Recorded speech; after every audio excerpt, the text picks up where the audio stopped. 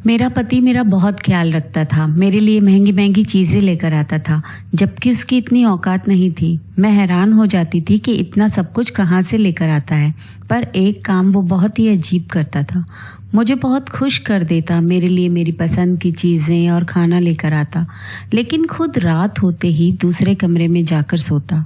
मैं हैरान होती कि अगर इसको मेरी इतनी ही परवाह है कि ये मेरे लिए इतनी अच्छी अच्छी चीज़ें लेकर आता है, तो फिर ये मेरे में दिलचस्पी क्यों नहीं लेता, ये मेरे पास क्यों नहीं बैठता, मेरी बात क्यों नहीं सुनता, मेरे साथ उसका रवैया नॉर्मल क्यों नहीं है। मैं एक रात पहले ही दूसरे कमरे में छुप गई ताकि जब वो यहाँ पर आए तो मुझे पता चल जाए कि आखिर इस कमरे में क्यों आता है, मेरे पास क्यों नहीं बैठता। तब मैंने अपने पति को ऐसी हरकत करते देखा कि मैंने अपने कानों को हाथ लगा लिया। मेरा नाम शिप्रा है, मैं बहुत ही ज़्यादा खूबसूरत थी। मेरी भाभी को मेरी खूबसूरती से बड़ी नफरत थी। वो कहती थी कि तेरा हुस्न तो एक दिन मिट्टी में मिल जाएगा। मैं कहती थी भगवान से डरो भाभी, मैंने आपका क्या बिगाड़ा है। मेरी माँ जिंदा थी, मेरे पापा इस दुनिया में नहीं थे, लेकिन जब तक मेरी माँ थी तब तक उस घर में मेरी हुकूमत चलती थी। मेरे भाई को भी मुझसे नफरत थी। वो कहता था कि तुम मेरी बीवी के साथ मुकाबला मत किया करो। थोड़ी बहुत मैं भी मगरूर थी क्योंकि मुझे कोई गलत बात बर्दाश्त नहीं होती थी। अब वो अगर मेरी माँ को टाइम पर खाना नहीं दे रही है या बासी खाना दे रही है तो मुझे गुस्सा आ जाता था। एक दिन तो उसने मेरी माँ के सामने ख़राब खाना रख दिया, जबकि मेरी माँ पहले ही शुगर की मरीज़ थी। मैंने कहा पहले ही इनकी तबीयत ख़राब रहती है, तुम्हें खाना नहीं बनाना था तो तुम बासी खाना देकर क्यों मेरी माँ को मारना चाहती हो। इस बात पर ऐसी लड़ाई हुई कि हम दोनों ननद भाभी में हाथापाई भी हो गई। मेरे भाई ने तो अपनी बीवी का ही साथ दिया और उसने मुझसे कहा कि तुझे तो मैं एक दिन सीधा करूँगा कि तू बिल्कुल तीर की तरह सीधी हो जाएगी। तू छोटी है, तेरा काम क्या है बड़ी भाभी से ऐसे बातें करना। मैंने कहा कि बात छोटे बड़े की नहीं है, कुछ गलत करेगी तो मैं ज़रूर बोलूँगी। उस रात मेरी माँ की तबीयत ख़राब हो गई, इतनी ख़राब हुई कि वो अस्पताल पहुँच गई और 4 दिन तक बीमारी से लड़ने के बाद वो इस दुनिया से चली गई। मैं बहुत परेशान हुई। थोड़े बहुत रिश्तेदार थे, लेकिन वो सारे ही मेरी माँ के ससुराल वाले थे, इसलिए उनको कोई ज़्यादा दुख नहीं हुआ। उन्होंने बस थोड़ा अफसोस किया और चले गए। अब घर में सिर्फ मेरा भाई और मैं थी। एक रात भाई कमरे में आया और उसने कहा कि मम्मी इस दुनिया में नहीं रही। मुझे लगा कि कहेगा कि कोई बात नहीं है, किसी चीज़ की ज़रूरत हुई तो तुम मुझे कह देना। उसने कहा कि अगले संडे को तुम्हारी शादी है। जब उसने ऐसी बात की तो मैं हैरान रह गई। मैंने कहा कि क्या?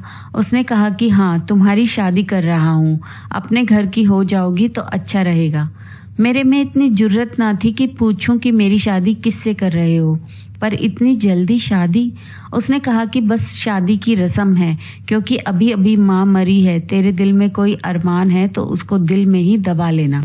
मैं तुम्हारे लिए महीने भर पहले ढोल नहीं बजवा सकता और ना ही तुम्हारे दूल्हे को घोड़े पर ला सकता हूँ, कहकर वो कमरे से चला गया।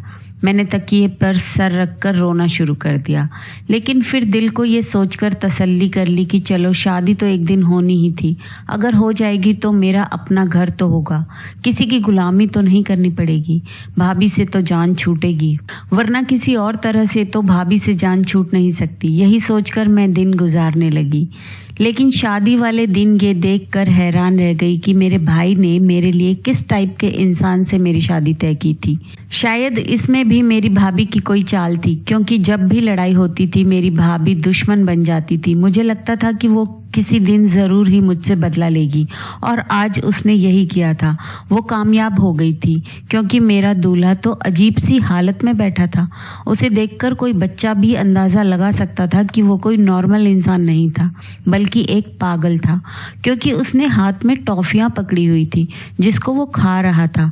बाल उसके बिखरे हुए थे, कपड़े तो उसने नए पहने थे, लेकिन इतने गंदे कर लिए थे कि जैसे कोई छोटा बच्चा मिट्टी में खेलता है तो उसके कपड़े गंदे हो जाते हैं। यही मेरा दूल्हा था। सबको पता चल गया था कि वो पागल है। मोहल्ले से भी कुछ औरतें आई हुई थी, क्योंकि रिश्तेदार तो थे नहीं। उन्होंने भी कहना शुरू कर दिया था कि शिप्रा का दूल्हा तो पागल है। ये क्या कर दिया भाई भाभी ने, बहन पर इतना बड़ा जुल्म कर दिया। माँ क्या मरी, इनकी तो आंखें सफ़ेद हो गई। पागल के साथ इतनी प्यारी लड़की की शादी करवा दी और मेरी शादी हो चुकी थी। उसके बाद मैंने अपने दूल्हे को देखा था। अब तो विदाई होने वाली थी। मेरी आंखों से आंसू जारी थे। मैं रोना चाहती थी लेकिन रो भी नहीं सकती थी। मैं रोती तो मेरे आंसू कौन देखता। मेरी माँ की बहुत याद आ रही थी। मेरी माँ अगर जिंदा होती तो मेरे साथ ये सब कुछ नहीं होता। मेरी भाभी ने मेरे भाई को भड़काया था। उसको ज़रा ख्याल ना आया कि वो अपनी बहन की शादी एक पागल के साथ कर रहा है। कैसे रखेगा वो मुझे, क्या खिलाएगा, क्या पिलाएगा। आजकल तो लोग अपनी बेटियों की शादी ऐसे लड़कों के साथ भी नहीं करते जिनके पास नौकरी नहीं होती, और इसके पास तो अक्ल भी नहीं थी, तरीका भी नहीं था। एक पल को तो दिल किया कि जाने से इनकार कर दूं, लेकिन उसके बाद क्या होता, मेरा ही तमाशा बनता। ये लोग फिर भी मुझे यहाँ से निकाल ही देते। इसीलिए सब कुछ भगवान पर छोड़ दिया और चुपचाप विदा हो गई। जाते जाते भाई ने सर पर हाथ रखने की कोशिश की तो मैंने सर पीछे कर लिया। सब लोगों ने ये मंजर देखा। मैंने सोचा कि ज़रा इसकी भी तो बेइज्जती हो, इसको इतना तो जता दूं कि इसने जो मेरे साथ किया वो अच्छा नहीं किया। भाभी भी मिलने के लिए आगे हुई तो मैं उससे भी ना मिली, क्योंकि उन्होंने तो सबके सामने ही कह दिया था कि तुम्हारी शादी करवा दी, नखरे मत दिखाओ और अपने घर दफा हो जा। कौन सी भाभी कहती है अपनी ननद को ऐसा, वो भी उसकी विदाई वाले दिन। अरे दिल में जितनी भी नफरत हो, इस तरह तो कोई भी अपनी बेटी को घर से ये कहकर नहीं निकालता कि दफा हो जाओ। मेरे साथ कितना बुरा सलूक हो रहा था भगवान ही देख रहा था कि मेरे ऊपर कितना जुल्म हो रहा था, पर मुझे पता था भगवान मेरा इंसाफ करेगा। लेकिन अभी तो मेरा समय बहुत ख़राब नज़र आ रहा था। कुछ समझ नहीं आ रहा था।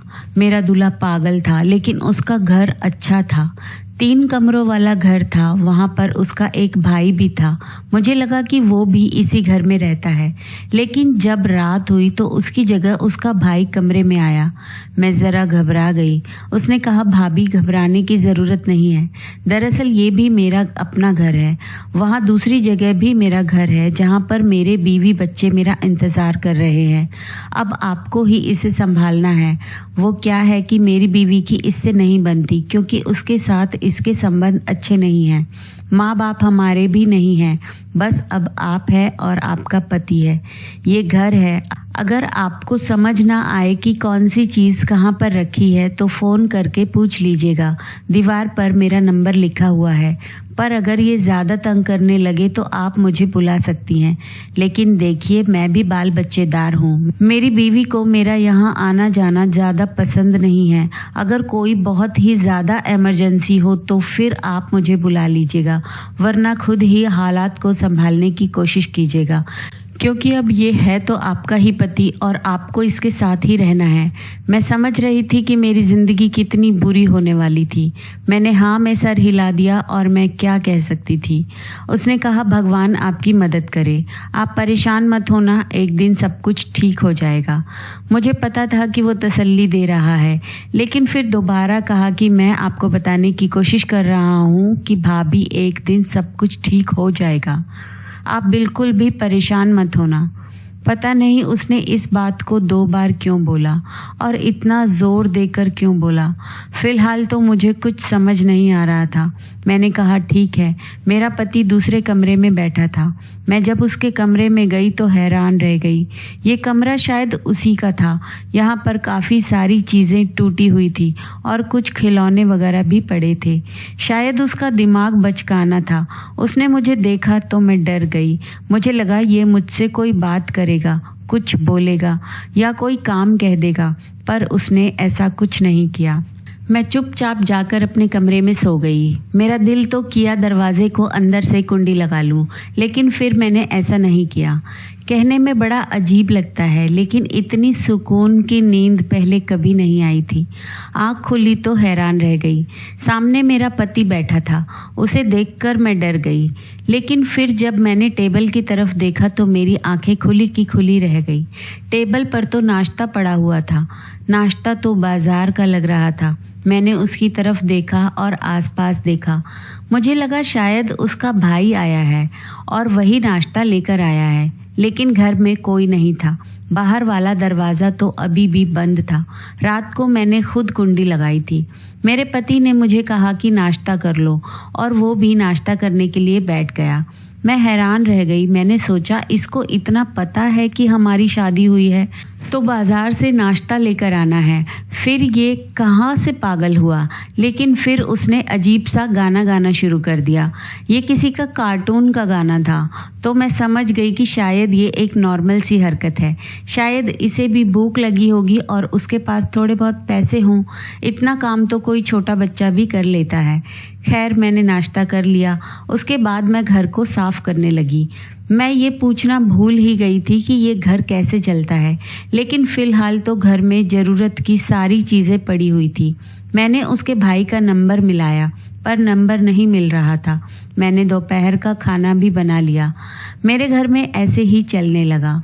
मेरा पति अचानक ही कहीं चला गया तो मैं परेशान हो गई। मुझे लगा कि पता नहीं शायद घर से ही भाग गया हो। मैंने इसीलिए उसके भाई को कॉल की थी। उसने कहा कि हाँ वो कभी कभी चला जाता है लेकिन वापस आ जाता है। परेशान होने की ज़रूरत नहीं है, रात तक वापस आ जाएगा। अगर रात तक भी वापस नहीं आया तो फिर आप मुझे बता देना। मैंने कहा कि ठीक है। रात हुई तो मेरा पति वापस आ गया। उसके हाथ में कोई चीज़ थी जो उसने मुझे पकड़ा दी। मैंने खोलकर देखा तो उसके अंदर फूल थे। मैंने कहा ये क्या है? तो उसने कहा मैं तुम्हारे लिए लेकर आया हूँ। मैं हैरान रह गई। उसने फूल मेरे पास रखे और खुद दूसरे कमरे में चला गया। थोड़ी देर के बाद देखा तो वो कमरा अंदर से लॉक था। उस दिन से मेरे दिन अच्छे गुजर रहे थे। मैंने जैसा सोचा था वैसा कुछ भी नहीं हो रहा था, बल्कि सब अच्छा ही हो रहा था। बल्कि मेरा पति मेरे लिए रोज़ कोई ना कोई चीज़ लेकर आता था।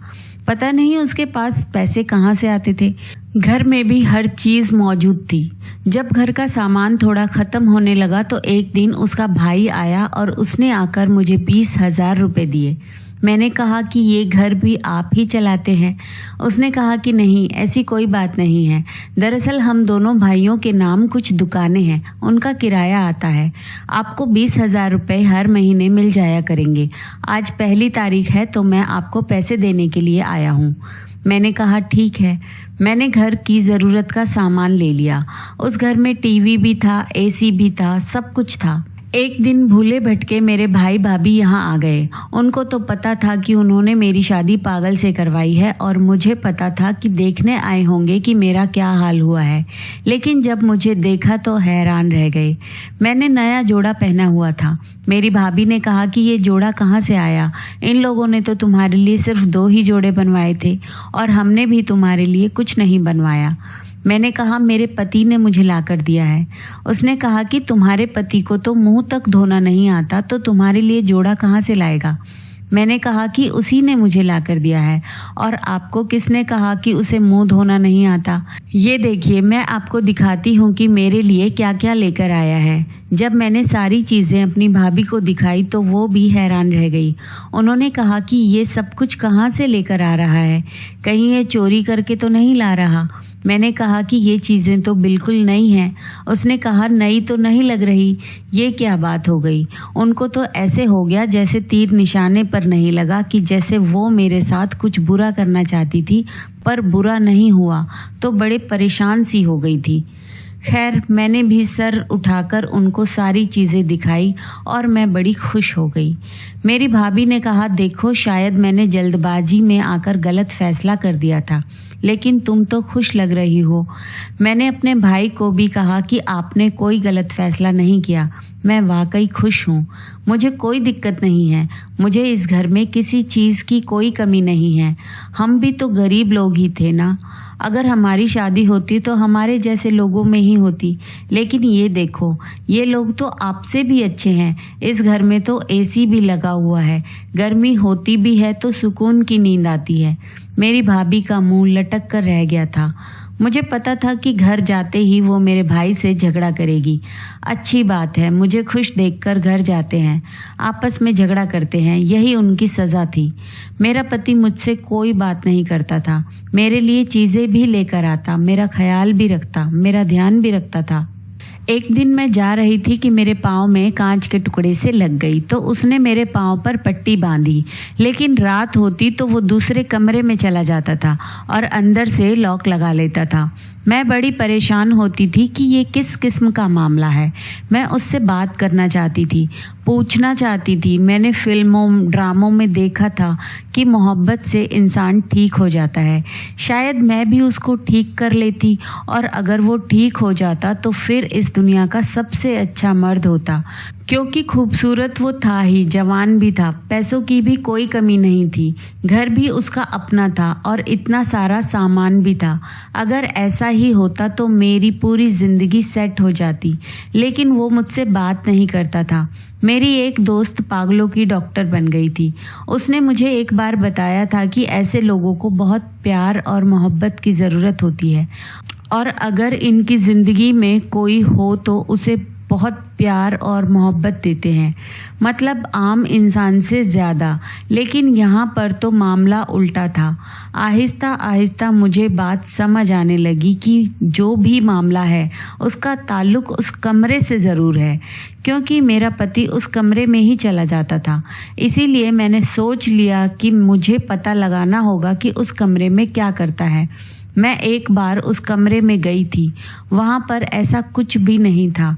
मेरी भाभी ने लोगों से कहना शुरू कर दिया था कि पागल से शादी हुई है, लेकिन वो बड़ी अच्छी हालत में है। उसके मुंह से निकल गया होगा कि ये बात मुझ तक भी पहुँच गई थी, क्योंकि मोहल्ला तो एक ही था। मैं कहती थी कि हाँ, भगवान का शुक्र है, मैं तो बहुत ज़्यादा खुश हूँ। मेरे पास सब कुछ है, मेरे पास पैसे भी होते थे, घर के सारे मामलात मेरे हाथ में होते थे। मेरा पति मेरा ख्याल भी करता था और रोज़ मेरे लिए कोई ना कोई नई चीज़ भी लेकर आता था। वो कहाँ जाता था मुझे नहीं पता।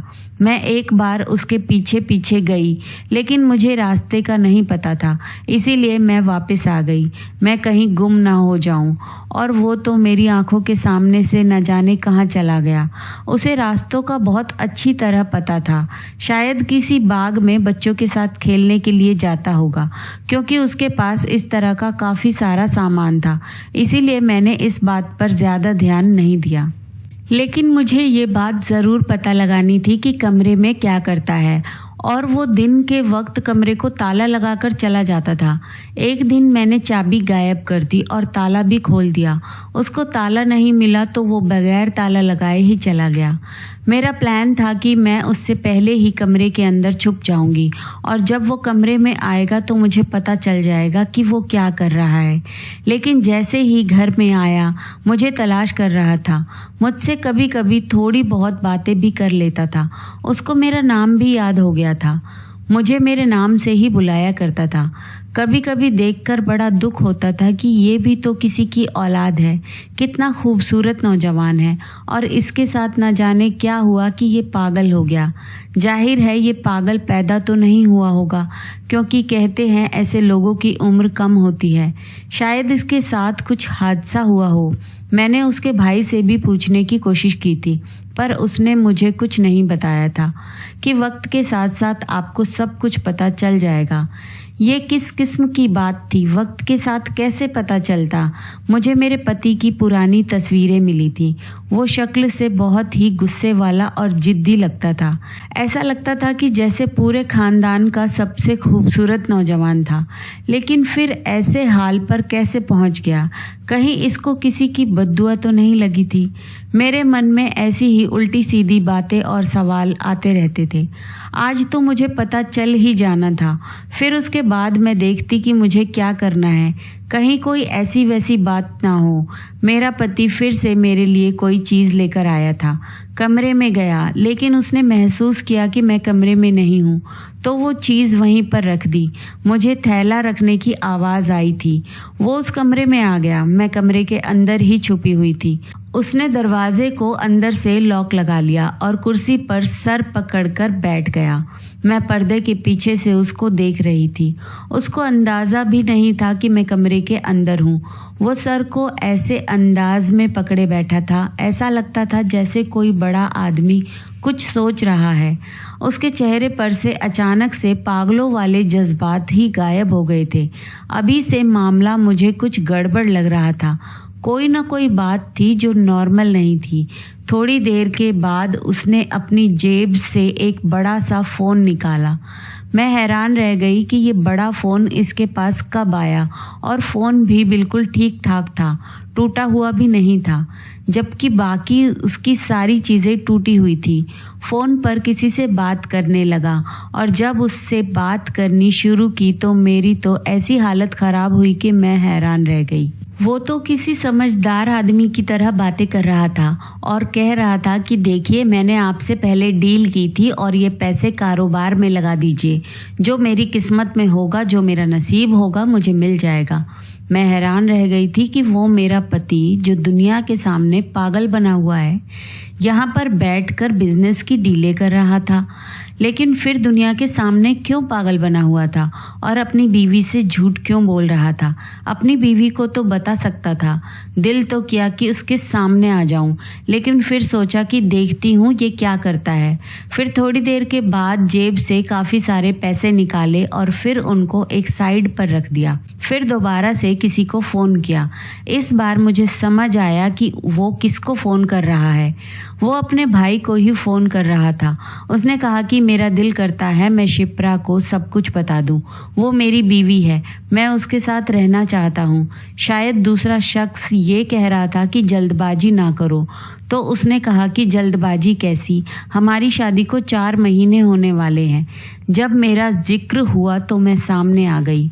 मुझे देखकर हैरान रह गया। उसका मुंह खुला का खुला रह गया और फ़ोन भी एक साइड पर रख दिया।